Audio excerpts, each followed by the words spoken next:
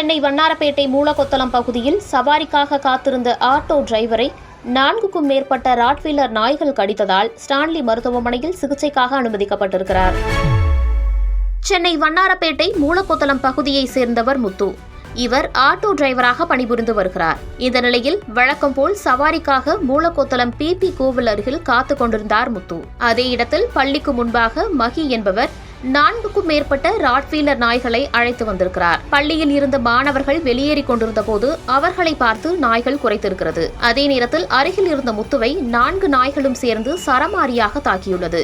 2 கைகளையும் பலமாக கடித்து குதறி இருக்கிறது. உடனடியாக அருகில் இருந்தவர்கள் அந்த நாய்களிடமிருந்து முத்துவை காப்பாற்ற முயற்சி செய்துள்ளனர். ஆனாலும் அந்த நாய்கள் முத்துவை மீண்டும் துரத்தி கடித்துள்ளது.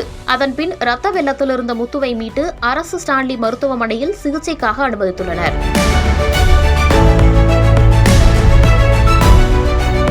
இது தொடர்பாக அந்த பகுதி மக்கள் கூறுகையில், இதேபோல் பலமுறை நடந்ததாகவும் மகி என்பவரின் வீட்டில் 5க்கும் மேற்பட்ட நாய்கள் வளர்த்து வருவதாகவும் கூறினர். அதே நேரத்தில் அந்த நாய்களுக்கு எந்த ஒரு பாதுகாப்பு உபகரணங்களும் செலுத்தாமல் சாதாரண தெருநாய்கள் போல் அந்த பகுதியில் அவர்கள் அழைத்து வந்ததாகவும் கூறுகின்றனர்.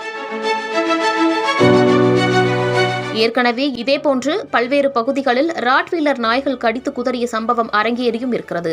தற்போது மூலக்கொத்தளம் பகுதியில் ஆட்டோ டிரைவரை ராட்வீலர் நாய்கள் கடிக்கும் காட்சிகள் வெளியாகி பெரும் பரபரப்பையும் ஏற்படுத்தியது.